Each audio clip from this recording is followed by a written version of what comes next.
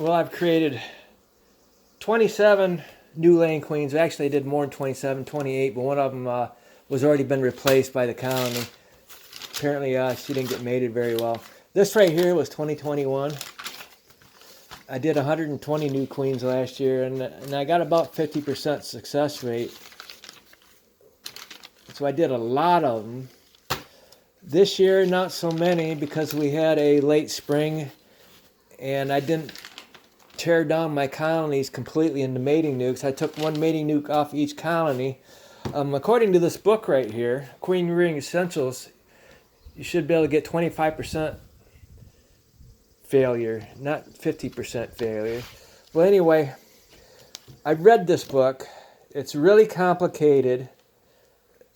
It's about grafting, and it's mostly for commercial queen breeders that want to sell queens. But for me, I don't want my queens to be all related to each other.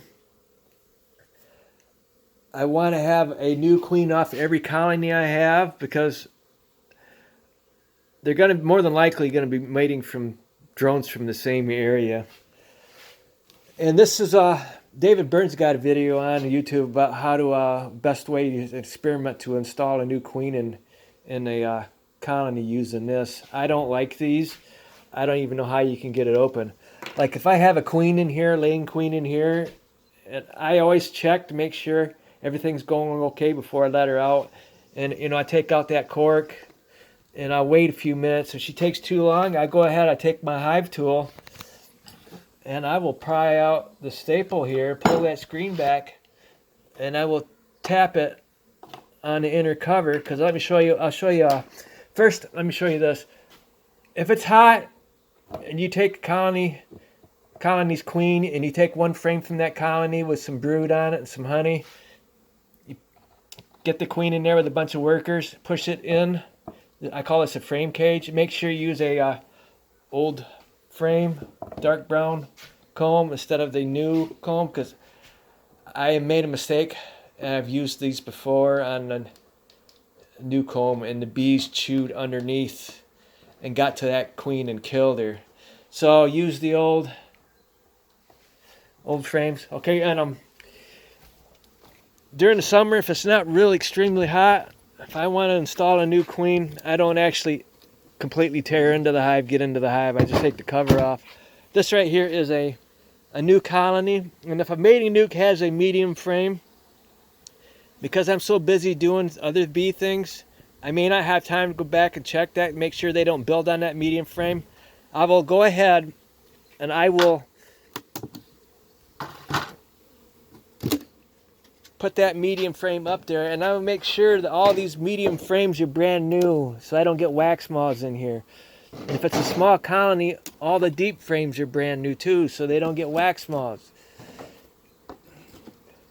That way I don't have to worry about this colony probably all summer long. They pretty much take care of themselves. I don't have time to check 177 colonies to see how they're doing every 2 weeks. Okay, now when I install a new queen, even a virgin queen, sometimes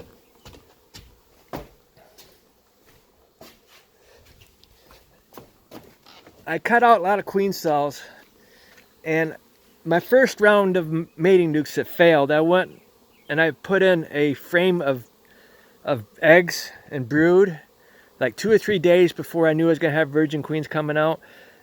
Then I cut out all the queen cells after I got done putting those frames of brood in. The next day I cut out the queen cells, put them in my incubator, and I ended up having enough new virgin queens for all of them except for 5. 5 colonies ended up doing queen cells, and sometimes they still do a queen cell even when they have a virgin queen in there. So it's a good idea to go back through and check to make sure. I've got a colony here that wants to constantly wants to swarm. I think I know which one it is. Let me sometimes I put the virgin queen to be on this cage here, and I'll set it right there, because if I'm doing a split like this one right here, when I knew I had an extra virgin queens, I split the colony in the morning, and I'm installing that virgin queen in the afternoon. They will accept a virgin queen right away, and I'll set it there, and I'll make sure that they're treating that virgin queen okay. And before evening, I just go ahead and I remove that, and the queen goes right in there. And then I'll check the next day, make sure that she wasn't killed. And I've never had a virgin queen killed, even after I've installed her in the colony the same day. I just do the split in the morning, early in the morning, install the virgin queen in the afternoon before supper, release her that evening after you check to make sure, like an hour or two afterwards, check to make sure they're treating her okay, and release her. And the next day go in to the hive and check, make sure she's still there. And the next day in the morning. So anyway, what I do, this is how I install a queen like that. If it's not hot, if it's hot and you're worried about her, I lost a few virgin queens a few years ago doing this. It was too hot. The virgin queens will feed themselves, but if they get hot, they're still gonna die. So that way, you know, if it's not hot, you can open it up and check to see how they're treating her. And the next day, you can see how they're treating her. And after day 2, you know, if you think they're treating her okay, go ahead and pull the cork out. I don't let the bees chew through candy. I want to make sure that everything's okay before I assume the queen is okay. Because if they chew through the candy and you don't see that queen, how do you know that she's okay? Okay, let me show you what I do with swarms. I have a lot of spruce trees around here, and I have a lot of ladders too because I'm an electrician. And I have this clear bucket. I will take this spray bottle of water, make sure it's warm, it's sitting in warm water, and I will spray those bees, put that bucket underneath them, shake the tree, tap the tree or whatever, and quickly put this over it. And then take this bucket into the light, and you can look, and most of the time you can see the queen. But I have this colony here. I got queen excluders in these, except for the ones that have virgin queens. This colony here has swarmed twice, or absconded basically. For some reason they don't like that hive, and they've got to wait a few more days, because as soon as I get these colonies, if they've lost their virgin queen, they don't have a laying queen, I'm going to go ahead and put these on top of them, and all these extra bees that are used to this area will go into these colonies here, and increase the numbers of these colonies. So let me pause this real quick. Oh, I don't remember. Did I tell you that my wife bought some sugar the other day? $8.12 for a 10-pound bag of Domino cane sugar. So I spent $2,000 last fall, you know, feeding syrup to my bees to make sure they had enough for winter, and I'm not going to do that anymore. It's getting too expensive. I'll show you what I'm going to do instead. When I put this overhang or awning or whatever you want to call it on my garage, I didn't finish it because I wasn't sure what I was going to do with it. But I know now what I'm going to do with it. I'm going to put insulation up there after I put in a row of can lights. And these can lights are going to have red light bulbs in them. And I'm not sure, right now aluminum's really expensive. I'm not sure what I'm going to put over the insulation. But anyway, this is going to have lights. It's going to be insulated. The wall's going to be insulated. I'm going to make up some insulated wall panels. And all my small colonies are going to go here, and I'm going to stack them. That's the nice thing about these Langstroth hives. I can stack them. I made fun of Vinyl Farm and these stupid bee barns because it doesn't look like anything you can transport easily. Looks like you got to have more parts. You can't store stuff easily because you got a lot more parts. This colony here doesn't have a queen. They do swarm without queens. Like yesterday, I got them out of a spruce tree. They had no queen. This is ridiculous. Well, anyway, yeah, I can stack these. I can probably have three stacks, 25 in each stack, 75 colonies here. I don't have to plug the holes, put screens on them. When it's nice out during the winter, I take the insulation boards up, down in the morning. They do their cleansing flights. At the end of the day, I put them back up. No more carrying them in and out. I can't physically keep doing that. You know, normally the queen would be Well, this must be a different colony. Here's a queen right here. Never a dull day beekeeping. Let me grab this queen. I'm gonna pause.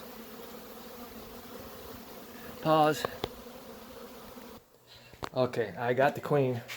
And when you have 177 different colonies, you really don't know. Well, I know she's not a virgin queen, she's a laying queen. So I have over 100 colonies of laying queens. So I'll figure out where she goes later, or I'll just simply put her in a different colony. I've got 5 mating nukes right now that have queen cells. So I can go ahead and put her in those colonies there. I don't know what the hell's wrong with them. Anyway, I know it's a small colony. So anyway, what was I saying is you could stack these in here, put up the insulation board during the winter, keep them warm. You don't actually have to heat it. They put off enough heat on their own. Because these large colonies, I'll show you what I'm going to do with those. Oh, and the other thing, I'm keeping large colonies here for the summer, and I'm taking the smaller colonies to an apiary because robbing's an issue.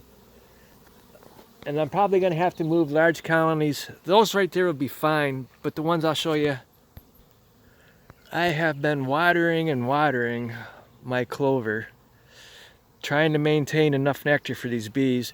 This is the east side of my house, and I don't want any bees here during the winter. It gets sunshine in the morning, they'll come out, and then by noon, as they start getting cold, when they don't have sunshine, and they end up dropping before they make it back into the hive. So I'm going to be taking these large colonies to the other apiary that I'm going to have set up, and after a month, I'm going to bring them back about the end of July or early August before robbing's an issue. And the small colonies, they're going to stay at the apiary, and what I'm going to do is this weekend I'm going to have a lot of colonies that are going to be having laying queens or no queen in the mating nukes. And I will take and I'll put screens over the colonies I want to combine. I will take them to the apiary and I will combine them at the apiary, because you can't do it here if they're so far away from each other. To try to increase the size of these colonies with laying queens, the new ones anyway. So let me show you the other bees. Well, let me show you this. See the larger ones here, like I was making a comment about these bee barns, don't look like they're easily transported from one place to another.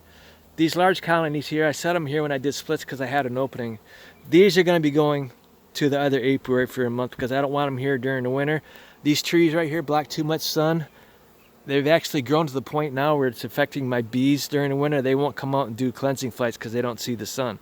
So the large ones are going to get strapped and moved for a month. They're going to come back to this over the other area here. I'll show you. All right, these bees right here are facing south. During the winter, they will have sunshine all day long from noon on, because I have trees there on the east side. So you don't want them out in the morning. You want them out in the afternoon after the sun's been out for a while. They can do cleansing flights, and then as the sun heads down, they can head back into the hive. So large ones are going to stay right here, right where they are. The smaller ones are going to get moved to the other apiary. And let me tell you what's going on with these. The gray ones are 3/4, and the brown ones are 7/8. And the 3/4 ones I use for honey supers, because the ones I keep on the hive, most of the queens come up and they do their laying, and there's pollen, and the frames are brown. But these right here, I make certain they have only honey on the frames. They're not brown. That way when you're doing your extracting, you have nice clean frames and clean honey to work with. So I noticed that my bees have been bringing in a lot of nectar, so I started putting on my honey supers. And even the ones that are going to get transported, right now I know they're not top heavy, but an issue is at the end of summer they get really top heavy. And sometimes it's just better to remove the extra honey so they're not so top heavy. Take the honey off and then move them. This colony here is mostly down in the bottom, but I went ahead and I gave him that super, because there's still a lot of bees in there, but they're not coming up through the top. And these right here are all mating nukes with virgin queens. This is from the split I did over here. I told you guys in the other video that I just took and I slid 7 of them down at once. There was nothing in between. I slid these down made my splits, and then I did some more splits and carried these and set them here. And look at the number of bees. So why is Vinyl Farm saying that bee barns are better, you get better growth from your colonies of the bee barn? I don't think so. It's the end of June. These bees are going to get larger and larger through summer. And about August is when they start leveling off. I'm not going to do any checkerboarding this year like I did previously and pull out bees at the end of July, early August. I'm going to go ahead and leave them alone now. They will be large enough to winter outside. And then all the small colonies that didn't make a new laying queen are going to get combined with the new colonies that have laying queens. And I'll combine them at the other apiary. So basically that's it. That's what I'm doing different. No more carrying bees in and out. Only colonies are having issues. If I come out here and I find a colony that's having an issue, I'll strap it, put it on my tractor, bring it around to my deck and bring it inside and do an inspection. But I'm not going to be carrying all my little colonies in and out all winter long. I can't physically handle it. I'm getting too old for that. It's tearing up my body. Okay, so just want to let you know when I'm changing how I do things, okay? Thank you.